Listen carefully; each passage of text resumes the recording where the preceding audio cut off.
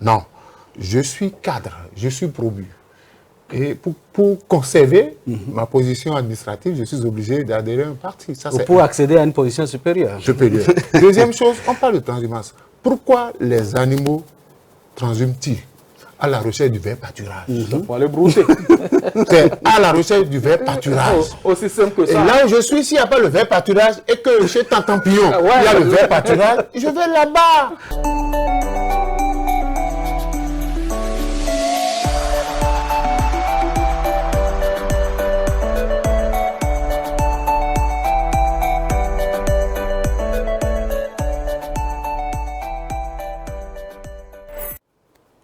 Mesdames et messieurs, bonjour et bienvenue dans votre émission Free Speech. Processus de réconciliation de l'Église du christianisme céleste, Patrice Talon se veut un acteur clé. Le Conseil supérieur a été mis en place pour une durée d'1 an. Nous allons suivre de très près les travaux pour donc réconcilier les frères célestes du Bénin et du monde entier. Toujours dans ce numéro, cumul de fonctions à de hauts niveaux de décision, est-ce le signe d'un manque de confiance du président Patrice Talon ou le contraire? Est-ce ça dit que Patrice Talon fait suffisamment confiance donc à ses cadres pour ne pas vouloir des entrées dans son gouvernement? Nous en parlons donc dans ce numéro de votre émission Free Speech. Transhumance politique à l'épreuve des élections présidentielles de 2026. Le constat est déjà clair sur le terrain. Beaucoup de mobilisation, assez donc de mouvements à gauche et à droite. Encore une fois, la réforme du système partisan à l'épreuve de ces élections-là. Voilà les sujets que nous allons débattre dans ce studio. À ma droite, Moïse Soudé, bonjour. Bonjour à vous, Valentin Djibouta. Bonjour à Landry. Bonjour à toutes et à tous. Toujours vêtu de blanc et à son opposé, l'autre est en noir. Landry Ouetton, bonjour. Bonjour, Valentin Djibouta. Bonjour, Alphonse Moïse Soudé. Bonjour à tous ceux qui nous suivent. Le rendez-vous est prêt. Voilà, avant de rentrer dans cette émission, nous allons suivre un élément témoin. Preuve que Patrice Talon joue un rôle prépondérant dans ce processus de réconciliation de nos amis du christianisme céleste. En Dieu, en la nature, en nous, peuple de Dieu, en nous, peuple d'Afrique. L'événement que nous vivons ensemble aujourd'hui est vraiment historique. Il nous honore et constitue pour nous une source de fierté en ces temps si difficiles que le monde traverse. Ici, nous venons de donner le sens du pardon,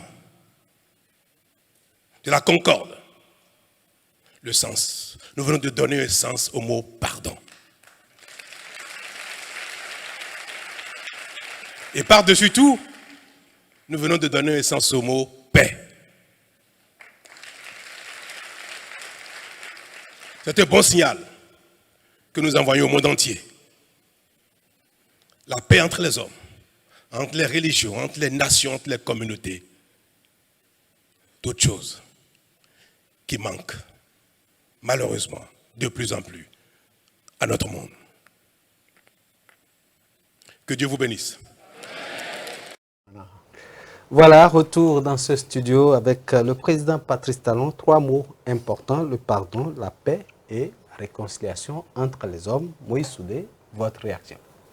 Le chef de l'État, en tant que première autorité de la nation béninoise, a décidé à nouveau de réconcilier des frères qui, pendant 40 ans, n'ont pas pu s'entendre. Et là, ce qui me gêne un peu dans les crises qui secouent les différentes religions, ce n'est pas des crises de foi, ce n'est pas des crises concernant le Coran ni la Bible, mais c'est un problème de leadership, un problème de gouvernance, un problème de gestion des fonds collectés par les fidèles.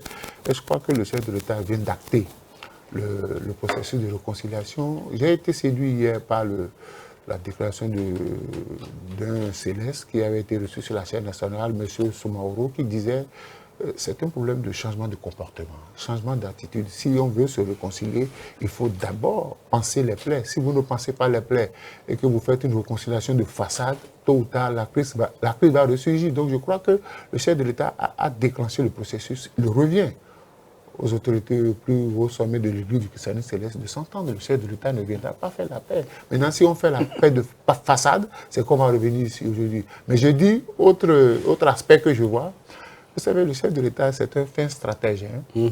Le timing est bien calculé. Nous sommes pratiquement à 12 mois de la présidentielle. Donc, réussir ce processus, c'est que le chef de l'État aura à gagner des voix dans l'Église du christianisme céleste. Personne ne peut me dire que cette lecture politique-là, elle est fausse. Parce que vous voyez le monde fou qu'il y a derrière, qu'il y a dans l'Église du christianisme céleste. Donc, je crois qu'il mettra tous les moyens en œuvre. Et quand je vois la configuration, Conseil supérieur de réconciliation, 15 membres, organe transitoire de gestion au niveau de l'Église méthodiste, 15 membres, et durée d'action, 12 mois, 1 an. Donc, ça veut dire que c'est le même schéma, c'est le même moule qui a produit les deux conseils. Maintenant, il faudrait que les célestes eux-mêmes s'engagent.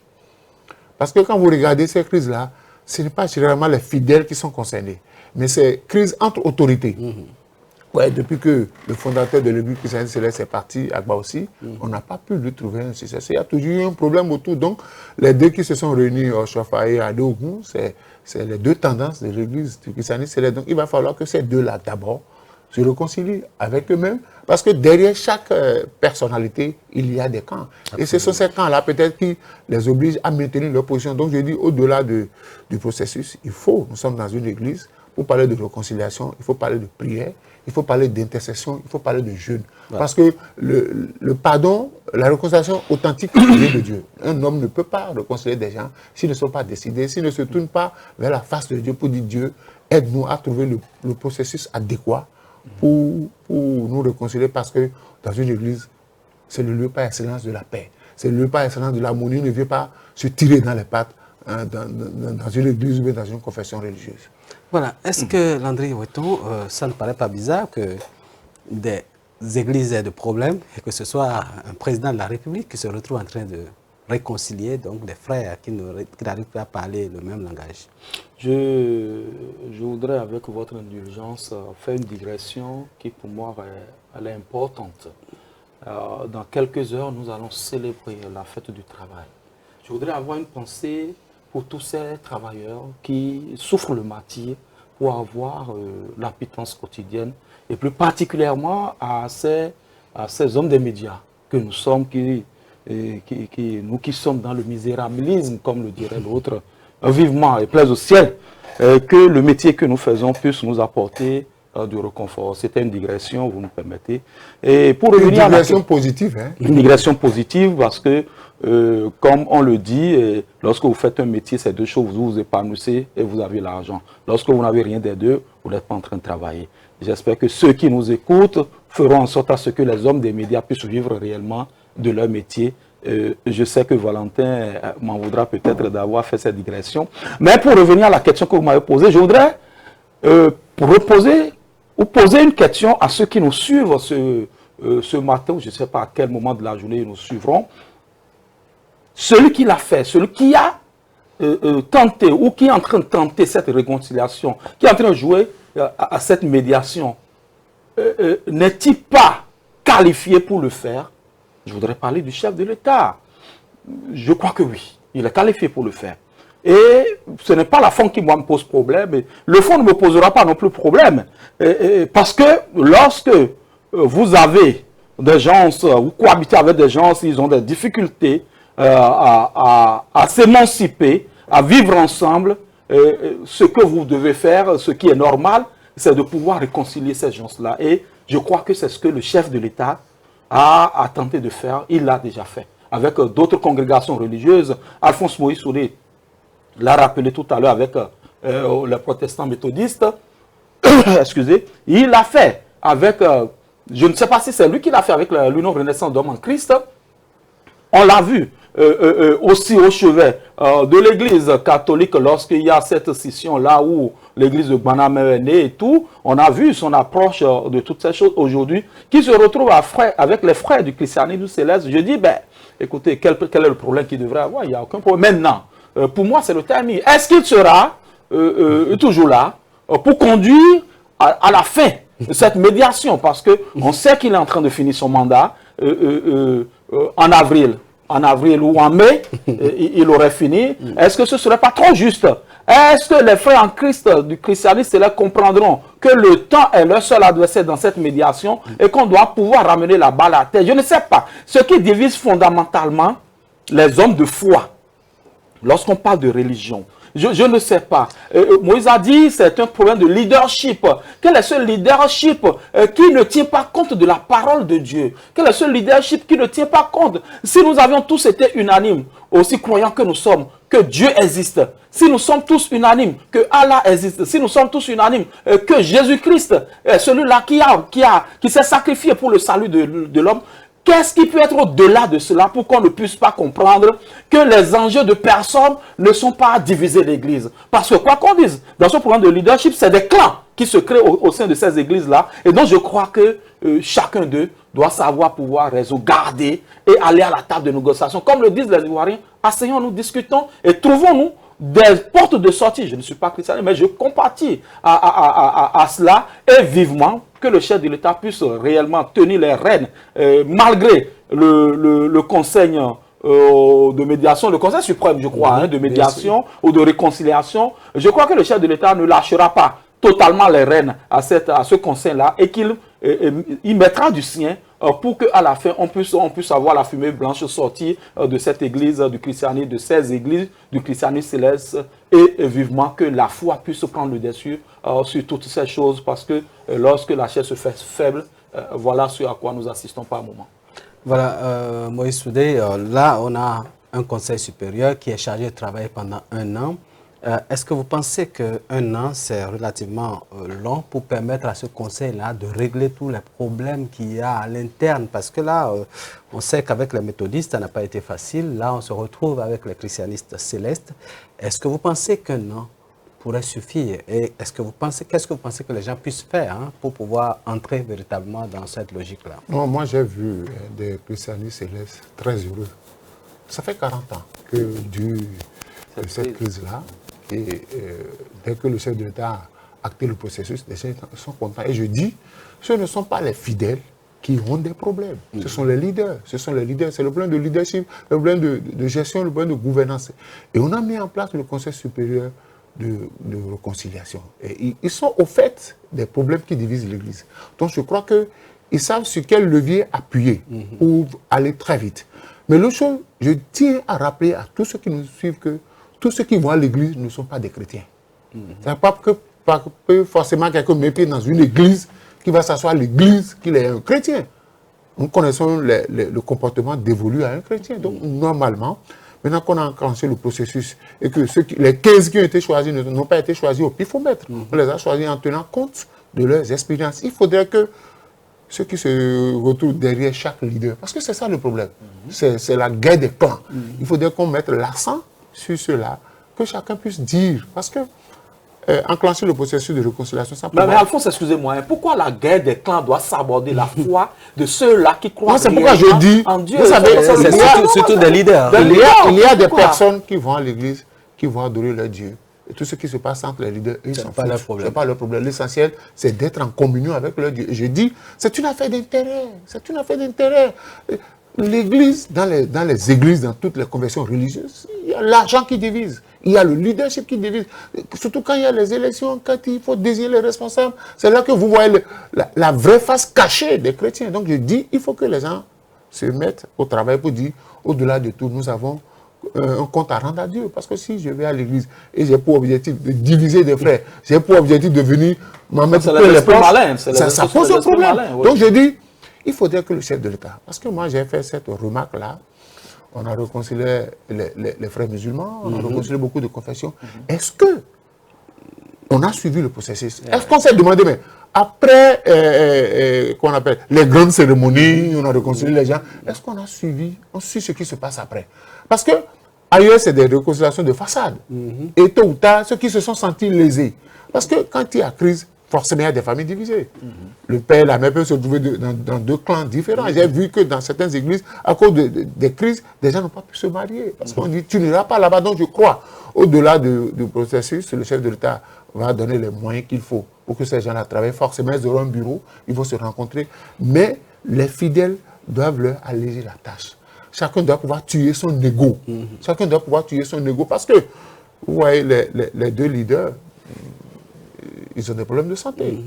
Ils ont des problèmes de santé. Donc, ils doivent se dire qu'à tout moment, le Seigneur peut me rappeler. Quel compte irai-je rendre à mon Dieu? Qu'ai-je fait du troupeau que le Seigneur m'a confié? Parce qu'au-delà le chef de l'État va faire ce qu'il va faire en tant que président de la République, il va faire ce qu'il va faire en tant qu'homme politique, mais le reste, c'est les hommes de foi. Il faut que chacun puisse le dire, moi, avant de quitter cette terre-là, je dois laisser une empreinte positive. Donc, je demande aux frères de Christianisme Céleste de ne pas baisser les bras, de prier, de jeûner, d'intercéder, parce qu'il y a des gens qui ont encore des cœurs de pierre. Et comme on dit dans la religion, il faut briser, il faut le brisement. Si vous ne brisez pas ces cœurs en pierre-là, vous allez vous gêner, le chef d'État va mettre tout en place, on va finalement trouver un responsable et on va applaudir, mais vous allez constater que la blessure n'est pas cicatrisée, qu'il y a des gens qui ressentent de l'amertume. Donc, il faut arriver à... Moi, j'ai vu des gens contents, des gens joueurs, parce qu'ils m'ont dit, ça fait 40 ans qu'on attendait ça. Donc, aujourd'hui, il faut que le chef de l'État soit très regardant sur tout ce qui se passe. Il faut écouter les différentes personnalités. Il ne faut pas se contenter, parce que l'église du Christianisme Céleste, c'est une église que vous retrouvez partout au Bénin. Et puis, il n'y a pas ce point-là. L'avantage, il y a un aspect touristique quand même, que l'église du christianisme céleste permet quand même d'engranger, parce que là, le pèlerinage au Bénin... Voilà, donc, et dans cette église, il y a aussi quand même des hauts cadres de la République. Absolument. Donc, chacun doit pouvoir jouer sa partition. On ne fait pas de la politique à l'église. On ne vient pas torpiller son frère à l'église. Quand on vient à l'église, on vient adorer Dieu. Et parce qu'en semaine, on a eu des difficultés, on va à l'église, on vient se décharger au pied de Jésus. Mais on constate que vous venez à l'église, on vous charge encore de stress et vous retournez au service dehors pour aller chercher le soulagement. Donc, il faut que désormais les églises, les temples, les lieux de culte soient des havres de paix. Ou que quand je viens, je dois... Écoutez, moi, au Sénégal, quand les gens viennent au culte dimanche et qu'on a envie de mettre un thème au culte, des gens ne sont pas contents qu'on mette un thème au culte parce qu'ils disent que c'est le seul endroit où nous venons nous ressourcer. L'église doit être un lieu de ressourcement. On ne doit pas venir pour dire, oh, si tu vas encore là-bas maintenant, ce pasteur va te casser les pieds. Si tu vas encore là-bas, là, telle personne va te casser les pieds. On ne dit pas ça d'une église. Donc, je voudrais que de façon générale, tous ceux qui sont responsables d'une église se disent, quelle est la mission que le Seigneur Jésus nous a confiée? Est-ce que Jésus, lui, entre lui et ses disciples, chaque fois, c'était la guerre? Non. Quand quelqu'un a été élu, quelqu'un a été désiré par Dieu, il faudrait que les autres acceptent. Mais il faudrait que celui-là aussi soit désiré dans les conditions que personne ne peut contester. Mais il quand faut qu'il fasse quelqu'un d'intègre, quelqu'un qui a monté les preuves de son intégrité dans une église. Parce que là, si c'est l'argent qui divise les églises, ça veut dire qu'il y a un problème. Parce que si on ne règle pas ces questions préalables, l'endroit il sera difficile de pouvoir, n'est-ce pas, régler le problème. En tout cas, on a l'impression que les conseils supérieurs qui sont mis en place ne traitent pas le problème en profondeur. Justement, c'est là où je voulais en venir. Et quand Moïse dit, ça fait 40 ans, oui, c'est vrai, ça fait 40 ans. Et lorsqu'une plaie qui semble être incurable a duré 40 ans, je crois qu'il faut de la méthode pour pouvoir aseptiser cette plaie et pouvoir la penser dans le fond. Et j'espère que les hommes de Dieu qui se sont retrouvés, et pas parce que moi je voudrais déjà dire, c'est un grand pas. Le grand pas, c'est d'avoir constaté que les partis divergents aient accepté de se retrouver et d'écouter le chef de l'État qui, pour moi, la poigne, a la posture, a le barou, comme on le dit, pour pouvoir jouer convenablement ce rôle. Il aurait pu dédier ce rôle à un de ses ministres et ça n'aurait pas autant d'importance. Mais lui-même, il a décidé de le faire et je crois qu'il faudra déjà remercier toutes les parties divergentes, les clans qui étaient hier, comment dirais-je, se regarder en chien de faïence, accepter de se retrouver dans cette salle-là pour écouter le message que le chef de l'État leur a apporté et que les Judas qui se retrouvent aujourd'hui au sein de ces églises-là, on doit pouvoir les sortir. Les Judas d'Iscariote plutôt, on doit pouvoir les sortir et pouvoir réellement penser. Maintenant, le problème que je me pose, ou le point que je pose, et qui pour moi est essentiel, et je l'ai déjà soulevé à l'entame de mon intervention, c'est le timing. Je n'ai pas compris pourquoi on doit donner un an. C'est vrai que ça fait 40 ans que ça existe. Mais avec quelle célérité le chef de l'État a réglé le problème du palais royal d'Abomey? Il a réconcilié les gens de ce côté-là. Et ça a été net et ça a été fait. Il n'y a plus de grabuge, il n'y a plus de il n'y a plus de... Je crois que c'est avec cette même célérité et qu'on doit pouvoir... Parce qu'à un moment donné, si il a pu ramener les deux à la table de négociation, les deux clans. Je suppose qu'il n'y a que deux clans à la table de négociation. Encore qu'il y a quelqu'un qui se... Il y a un troisième qui est quelque part de Sabalou là-bas. Voilà, bref. Apparemment, lui, il a été maîtrisé. Bon, vivement que cela soit ainsi. Et donc, je crois que les deux grands clans qui aujourd'hui sont en train de tirer le drap de leur côté parce qu'il y a tels avantages dans cette histoire, je crois que le chef de l'État doit pouvoir jouer. Parce que s'il ne le fait pas, s'il ne finit pas, et que cette plaie entre griffes s'infecte encore davantage, là, ça va être compliqué pour nous parce que c'est encore un patrimoine. Cette religion est ce que nous pouvons exhiber comme étant un patrimoine. C'est béninois. C'est béninois. Ce n'est pas importé, ce n'est pas ceci, ce n'est pas ça. Donc, c'est partie du Bénin. Oui, c'est une partie du Bénin, quoi. Même si on n'est pas forcément de cette église, il faut le reconnaître quand même. Et ça draine du monde. Hein? Ça draine du monde. Et donc, je crois que c'est un défi pour le chef de l'État. Ce n'est pas nous qui lançons ce défi, c'est lui-même qui a pris à bras le corps ce défi, peut-être certainement avec les apports d'un certain nombre de gens, pour dire je veux régler ce problème comme je l'ai fait avec l'église protestante méthodiste, comme je l'ai fait dans le palais royal d'Abomey. Et je crois qu'avec l'inspiration de l'Éternel, avec la puissance du Saint-Esprit, il aura gain de cause. Voilà. Il y a un aspect important que je voudrais... Vous savez, le gouvernement a exigé, sinon a demandé à toutes les confessions religieuses, d'avoir une comptabilité claire et nette. Et là, je ne sais pas s'il y a eu suivi. Parce que c'est là que ça pose problème. Il y a des pasteurs qui jouent au grand monitou dans les églises qui pensent que le bien de tous les fidèles leur appartient. Ils peuvent en disposer. Et l'église, on a demandé à toutes les églises d'avoir une comptabilité correcte pour qu'on puisse avoir les entrées de fonds et les sorties de fonds. Est-ce que Est-ce que là, le gouvernement n'est pas en train de loucher dans le plat des églises? Non, on ne louche pas dans les... Vous allez voir. Est-ce que là, la suite, elle n'est pas... Non, les églises ont fait des investissements. Et certains ont même soupçonné que c'était du blanchiment. Est-ce que les fidèles sont suffisamment riches comme ça pour ériger ces bâtiments, pour équiper ces églises-là? Donc, le gouvernement a le droit de voir, mais dès qu'on a pris la décision, est-ce qu'on a suivi, est-ce qu'on est allé vers... Parce que ce qui divise, on l'a dit ici, ce qui divise, c'est l'argent. C'est l'argent. On dit, dans certaines églises, on dit, théoriquement, ce sont les fidèles qui doivent gérer l'argent. Le pasteur est là pour prêcher la bonne nouvelle, il est là pour gagner des âmes à Dieu, il n'est pas là pour gérer l'argent. Et c'est ça qui divise. Donc il faudrait qu'aujourd'hui, les structures du ministère des Finances puissent voir est-ce que ces églises-là ont réellement une comptabilité. Parce que dans certaines églises, on dit, le pasteur, on finit dimanche, on ne compte pas l'argent, le pasteur rentre avec l'argent, c'est lui qui vous dit après combien on a trouvé. Mais dans d'autres églises, il y a des structures mises en place pour compter l'argent, pour rendre compte aux fidèles. Tous les dimanches, on dit, telle collecte. Donc, il faudrait que l'État puisse continuer. Et autre chose pour finir, il faut que le chef de l'État, ce qui moi va me faire plaisir, c'est de former tous les responsables d'église à la gestion administrative et à la gestion financière de la chose publique. Tant qu'on ne va pas les former à la gestion, ça va poser problème. Il faut que désormais, le pasteur soit détaché de la gestion de l'argent. Son rôle, c'est de prêcher, son rôle, c'est de gagner des âmes à Dieu et que des spécialistes des finances gèrent l'argent. S'il a besoin de quelque chose, il informe qui de droit pour qu'on mette l'argent à sa disposition. Mais si lui-même doit être au four et au moulin, ça pose problème. C'est vrai qu'il y a des gens qui font preuve d'une certaine docilité à l'église, mais quand ils sont dehors, ils mettent le secret dehors. Voilà, sur cette question de l'église du christianisme céleste, c'est une cause commune. Hein, c'est l'église, la seule église qui est partie du Bénin et qui donc a besoin d'être hiérarchisée correctement, a besoin d'être structurée. Et donc c'est l'occasion pour nos frères du christianisme céleste de se voir, de discuter, de fumer le calumet de la paix de parler dans le même langage pour que cette Église puisse connaître un aboutissement heureux, ce processus de réconciliation puisse connaître un aboutissement heureux.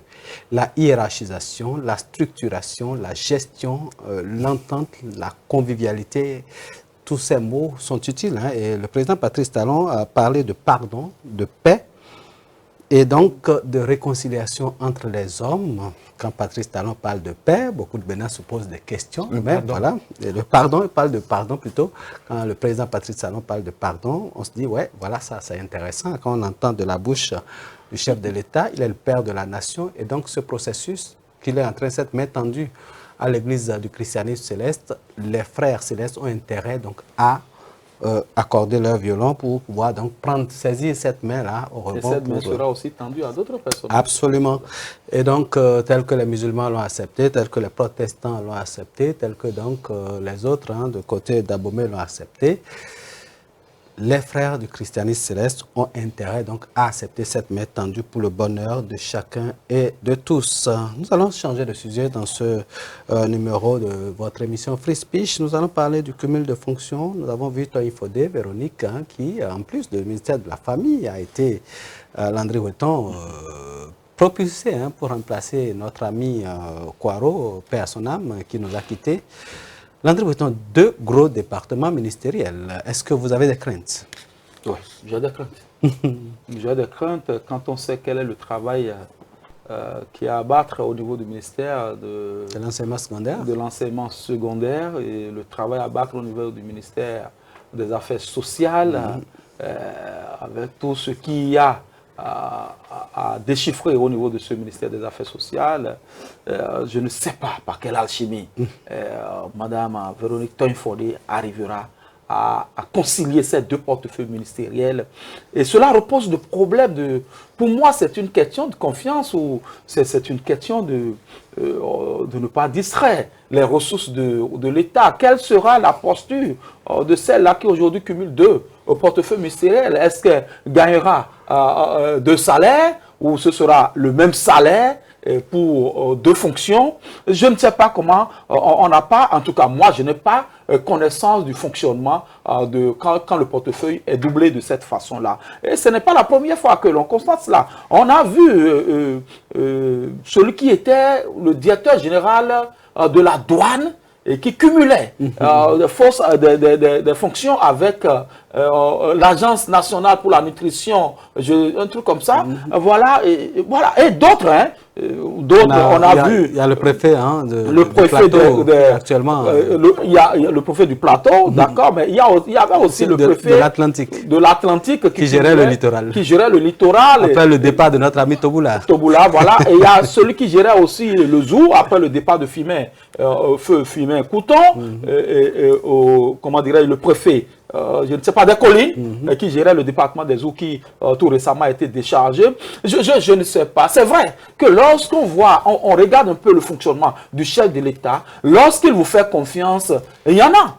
Vous voyez, qui ont été nommés, qui sont restés au poste depuis le premier jour de la gouvernance du président Talon jusqu'à présent, et qui peut-être resteront jusqu'à la descente en 2026. Et donc pour moi, je crois que c'est une question de confiance. Et lorsque le chef d'État vous fait confiance, il vous nomme, et il n'a plus envie d'essayer autre chose. Et pour moi, c'est bien. Mais à côté, il y a les dommages collatéraux. Il n'y a que le travail qui va être... Pourquoi a-t-on été obligé de saucissonner le ministère de l'Éducation nationale en son temps? Parce qu'on a vu la densité du travail au niveau du ministère du primaire, du secondaire et du supérieur. Et donc, lorsqu'on se retrouve aujourd'hui à cumuler ces 2 fonctions, la fonction du ministre de l'enseignement secondaire, où il y a un travail énorme qui s'abat, parce que nous avions, en d'autres circonstances, nous avions suivi un peu, nous avions été un peu proches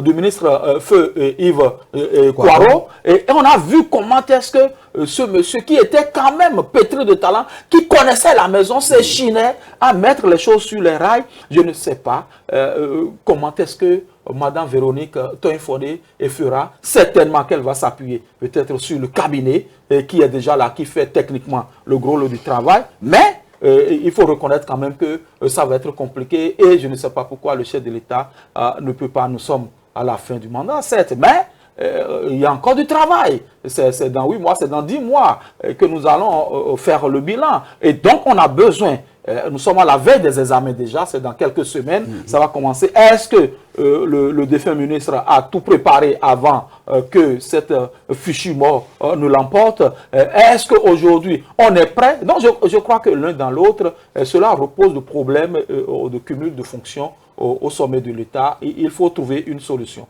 Et peut-être que le chef de l'État a sa solution et que pour le moment, il attend de pouvoir réajuster les voiles. Moïse Soudé, est-ce que ce n'est pas une crise de confiance? Parce que là, on se rappelle dans ce studio, Bertin Corby qui disait que ce ne sont pas seulement leurs parents, les parents des ministres qui sont là aujourd'hui, qui ont des enfants bien nés. Est-ce que ce n'est pas une crise de confiance du chef de l'État? Je voudrais dire d'abord que le ministre Kouaro, paix à son âme, est parti à un moment où on a enclenché le processus d'organisation des examens. Je suis quand même acteur du système éducatif et le travail est bien fait par les cadres parce qu'on a déjà pratiquement fini avec le processus. Ils ont lancé les examens blancs départementaux, tout a été fait.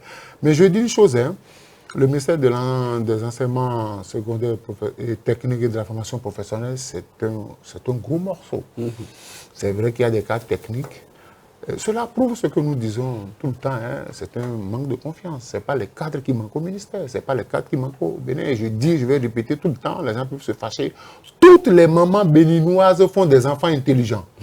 Toutes les mamans béninoises font des enfants intelligents. Il n'y a pas une classe de mamans qui produit des enfants intelligents, les autres des enfants non intelligents. Je ne dirais pas tarés.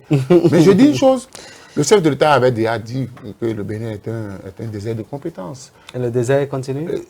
C'est son avis. La preuve, on a fait la loi sur les collaborateurs extérieurs. C'est qu'on a estimé qu'il y a des Béninois qui ne sont pas capables de diriger des structures béninoises. Pourtant, d'autres ont été formés avec l'argent du contribuable béninois. À l'extérieur. À l'extérieur, il y a des cadres qui sont garés. Donc, c'est une question de confiance. On n'a pas confiance aux cadres béninois.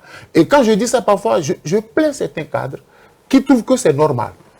C'est-à-dire qu'un père met son enfant au monde, l'enfant va étudier, il a un bac plus 5, il a un bac plus 7, et vous venez vous dire qu'il a montré ses preuves.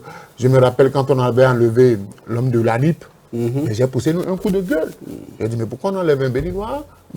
Petite expérience, on fait venir un collaborateur extérieur. Ça donne quoi? Et il faut qu'à un moment donné, les Béninois qui défendent le régime fassent le point avec les collaborateurs extérieurs. Quelle est la plus-value que ces collaborateurs-là ont apporté à nos différentes institutions? On a vu avec Jacques Paradis, on a vu avec Jacques Paradis au niveau de la SB, on a vu au niveau du port. On a vu que les gens, on les a lotés, on les a donné un bon salaire, ils ont été bien logés. Mais qu'est-ce qu'ils ont donné? Est-ce qu'ils ont réglé les problèmes? Alors qu'au pays, je sais que dans les ministères, nous avons des cadres bien formés qui ont fait leurs preuves ailleurs. Au niveau des ministères, vous savez, c'est purement politique. Le chef de l'État, c'est lui qui décide du cumul des postes. Mais je sais qu'il y a des cadres qui sont frustrés parce qu'ils ont dit, mais tout le temps que nous, on a chanté le la de ce régime, jusqu'à la fin de ce régime, on n'a rien eu, nous avons joué le second rôle. Tant pis pour eux. Tant pis pour eux, parce qu'au moment où des personnes disaient qu'il faut promouvoir les cadres, certains ont trouvé que nous étions en train de faire de grandes gueules. On est là aujourd'hui.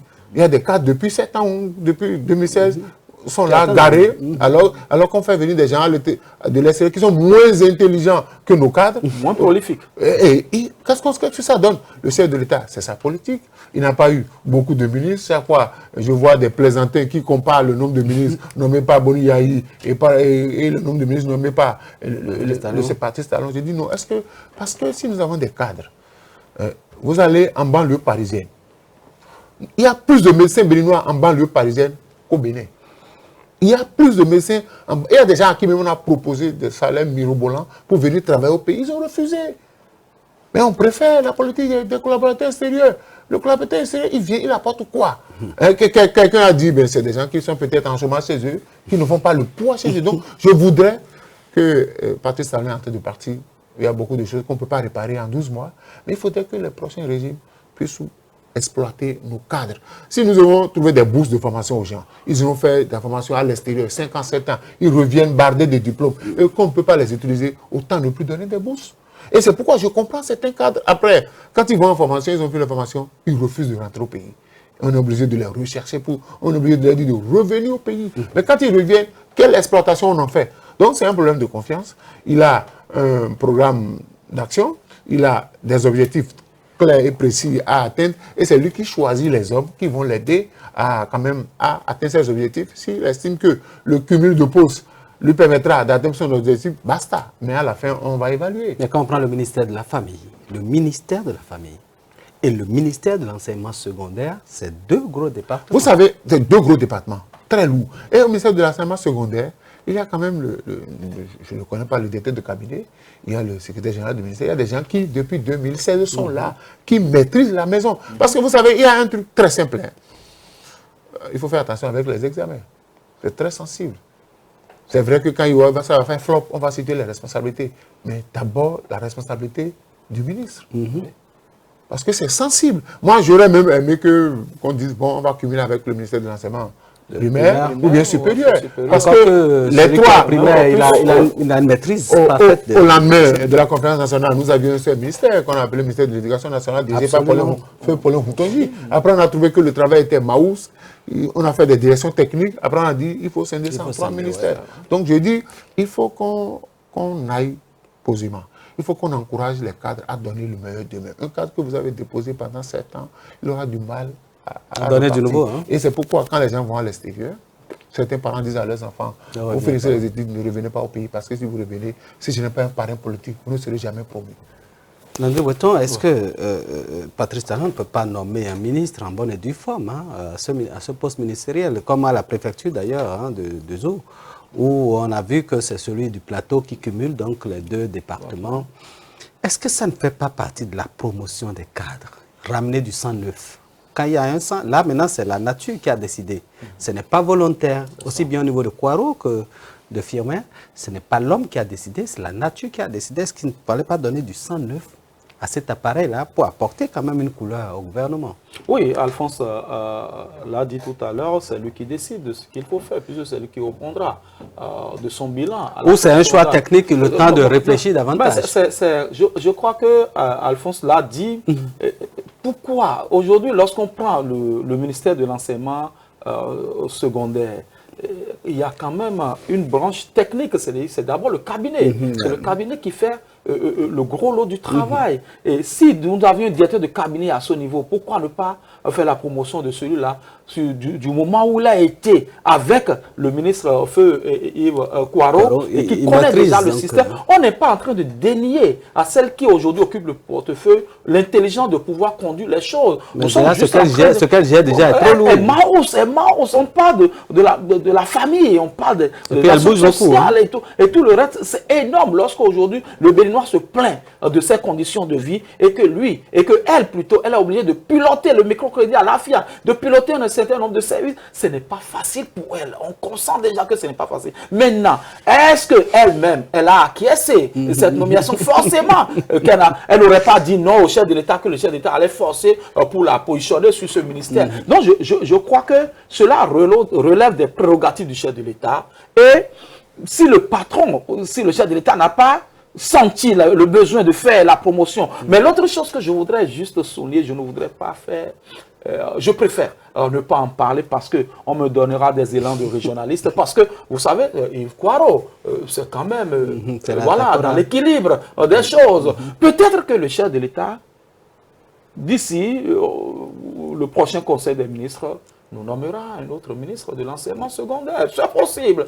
On n'est pas dans le secret des dieux. On n'est pas là lorsque les nominations se font. Mais je crois que dans la normale des choses, il faudra donner un souffle nouveau. Celui qui a été dans l'antichambre comme directeur de cabinet ou secrétaire général ou et qui est resté et prêt de celui qui est parti, il a forcément plus la main. Parce que l'autre, quand elle va venir, il faut qu'elle se mette au parfum de tout ce qui se passe, et il faut qu'elle utilise son intelligence. On dira qu'elle est chef d'orchestre, qu'il y a les cadres techniques qui feront le travail, qui lui feront le topo, et puis elle va suivre quoi. Oui, mais ce n'est pas toujours facile. Hein. Ce n'est pas toujours facile. Si c'était autant facile, on n'aurait pas autant de ministères. Oui, si c'était aussi facile que ça, pourquoi ne pas laisser le ministère, le cabinet gérer le ministère jusqu'à la fin? Pourquoi ne pas laisser le ministre? Parce que quoi qu'on dise, s'il y a des communications trucs qui doivent passer, s'il y a des trucs qui doivent passer en conseil des ministres, c'est encore elle qui doit se saisir de ces dossiers et préparer ses fiches et les maîtriser pour venir devant le patron défendre ça. Ce n'est pas facile. Ce n'est pas le directeur de cabinet qui viendra faire le travail devant au conseil des ministres. Donc je crois qu'il y a un réel problème qui se pose. Vous avez survolé un aspect, c'est... On aurait quand même pu confier ça au ministère de l'enseignement maternel et primaire ou à celui du supérieur. Parce que là, on est dans le système. On est dans le même corpus. On est dans le même corpus. Voilà. Et cela aurait été un peu plus facile parce que les cadres, quand on parle du ministère de l'enseignement secondaire et du ministère de l'enseignement supérieur, il y a quand même un cloison. Il y a le baccalauréat, il y a la terminale qui est à cheval sur le ministère de l'enseignement secondaire et le ministère de l'enseignement supérieur. Je crois que cela aurait été. Nous ne sommes pas en train de dire ce qu'il faut forcément faire, mais nous sommes en train juste de donner notre opinion par rapport à la question. De dire ce que pensent les Béninois. Voilà. Et donc, du coup, je crois qu'il y a encore une possibilité de corriger cela. Bien sûr. Bien sûr. Pour que la ministre de l'enseignement, la ministre des familles, ou de la famille, ou de la famille, des affaires sociales, puisse être prolifique. Déjà, elle fait déjà bien ce qu'elle fait, et pour qu'on ne la disperse pas sur d'autres fronts, je crois qu'il faudra peut-être trouver une formule pour régler ce problème-là, afin que parce que quand on parle des examens, c'est déjà dans quelques jours. Mais il y a la rentrée prochaine qu'il faudra préparer. Et il y a le reversement des trucs. C'est tout un... C'est lourd. C'est lourd. Non, Landry, il y a une réalité que nous ne devons pas ignorer. Le chef de l'État ne le fera pas. Qu'il vous souvienne, quand on a arraché au ministre Abdoulaye Biachane le développement qu'on a donné au ministère de l'économie, les gens ont trouvé que c'était lourd. Il y a eu des critiques, mais le chef de l'État est resté imperturbable. Il ne cède pas. Il ne va pas céder parce que il a sa politique, il n'a pas envie de distraire peut-être les fonds de la République en nommant un autre ministre, ou bien la difficulté qu'il a aujourd'hui, étant en fin de mandat, il y a encore beaucoup de personnes à l'époque. Est-ce que ce n'est pas une réticence des cadres à entrer dans le dispositif? Non, bon. Est-ce qu'on leur a fait la proposition? Il y a beaucoup de cadres qui auraient souhaité, parce que quand le ministre a été rappelé par le Seigneur, ces gens ont nourri des ambitions. Mais à un moment donné, est-ce que c'est pas dans la foulée, connaissant le mode opérateur du chef de l'État, il n'aime pas n'importe qui. Est-ce que c'est pas normal qu'il y ait une entrée dans le gouvernement? Mais oui. Vous avez vu, est-ce que c'est la première fois? Bon, il y a des ministères, quand on a fermé le ministère de la Communication, écoutez, il y a eu débat autour. Quand on a débarqué du gouvernement à là, quand on a débarqué au cas comme on avait eu du mal d'abord à positionner notre ministre. Donc le chef de l'État, il prend le temps de réfléchir.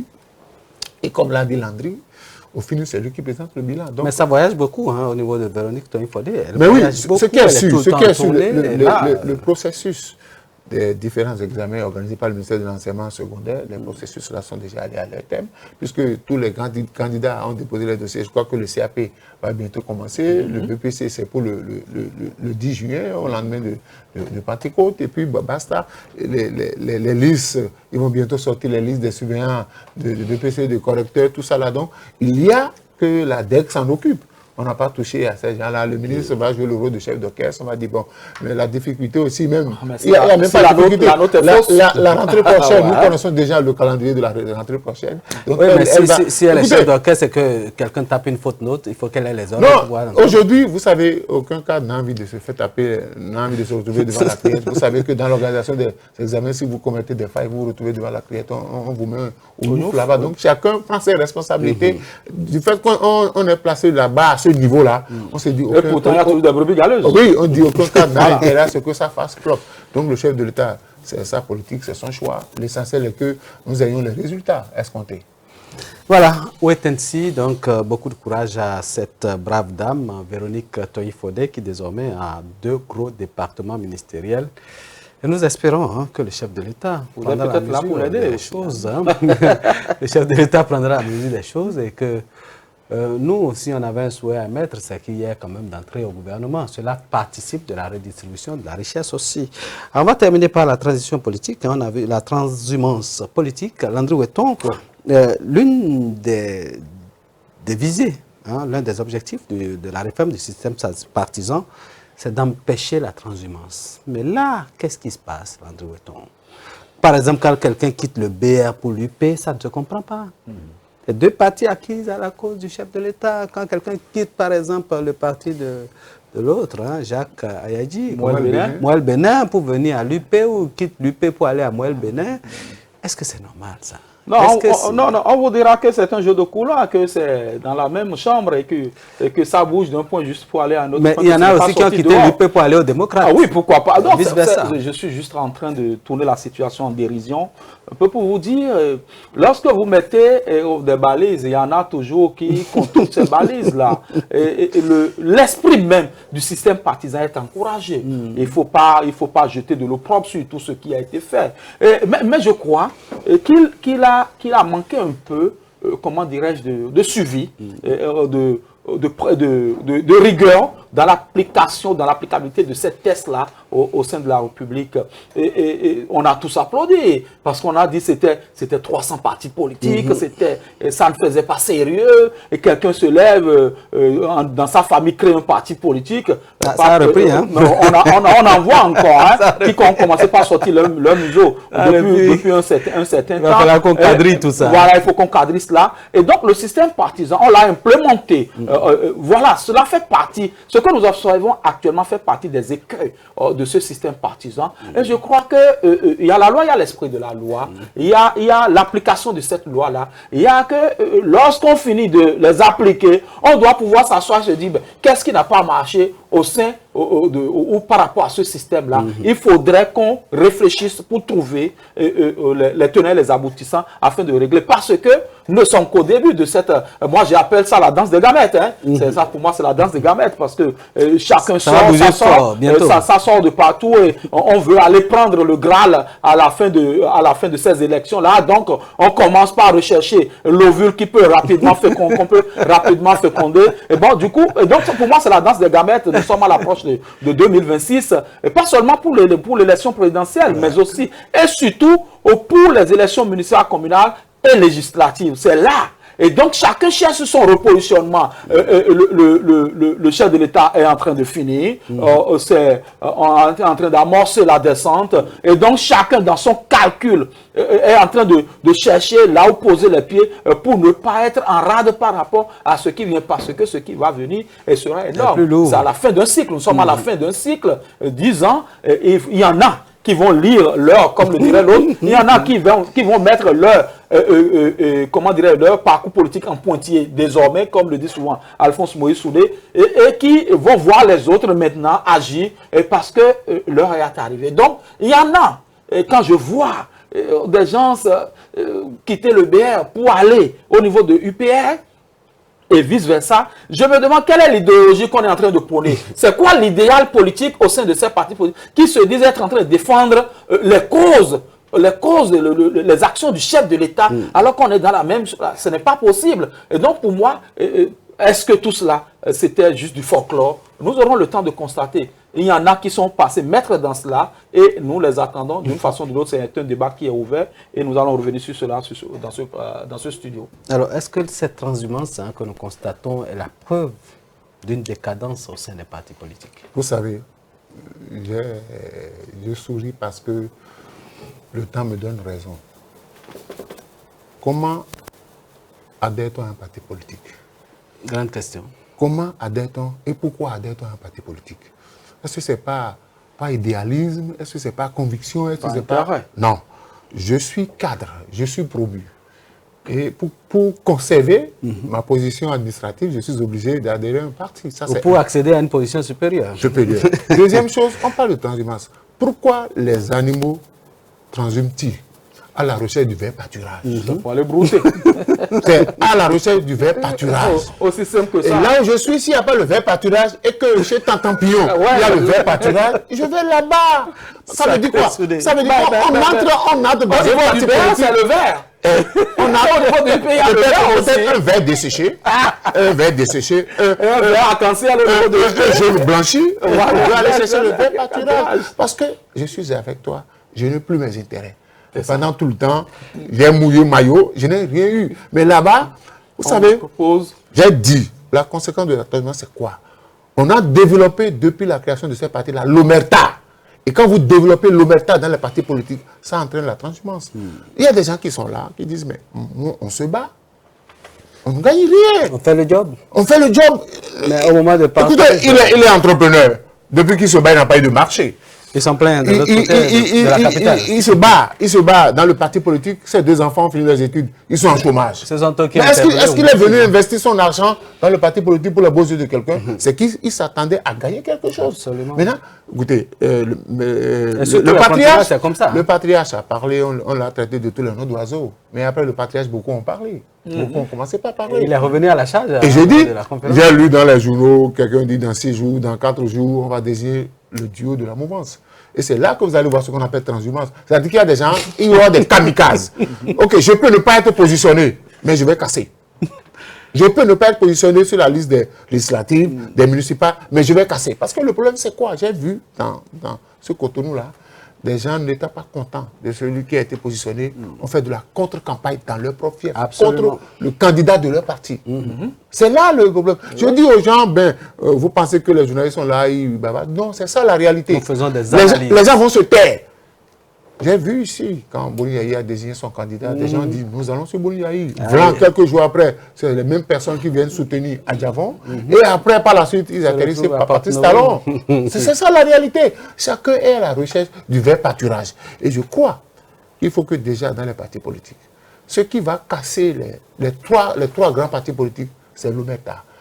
On a commencé déjà par parler, parce que dans les coulisses, les listes sont en train d'être élaborées. Hein. C'est déjà là. Hein. Les listes des législatives, des municipales sont déjà élaborées, ne nous trompons pas. Donc, on ne veut pas mettre ça à la disposition de tout le monde pour éviter la transhumance. Qui vous souvenez qu'il y a des gens qui n'ont découvert leur nom, qui n'ont su qu'à la Sénat, qui n'étaient pas candidats.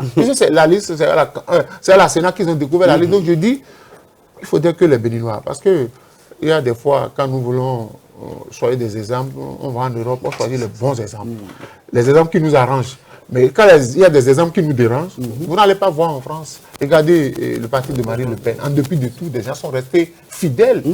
Hein? Vous allez aux États-Unis, des gens sont restés fidèles. Mais ici, bon, on dit système partisan, il y a à quelques encablures des élections, on donne encore récépissé à des gens pour créer parti politique.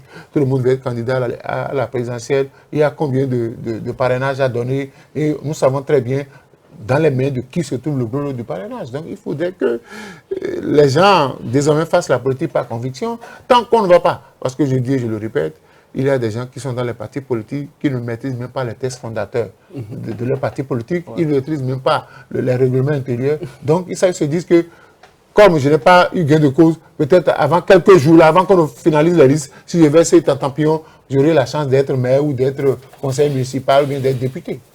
On verra bien, hein, surtout, hein, on va revenir dans les prochains numéros sur cette création de parti de Richard Boni. Landry, où est-on, votre mot de fin? Oui, ce fut un plaisir. J'espère que ce que nous avions dit ici ne tombera pas dans les oreilles des sourds et que chacun prendra la mesure de toutes ces choses qui ont été dites sur ce plateau.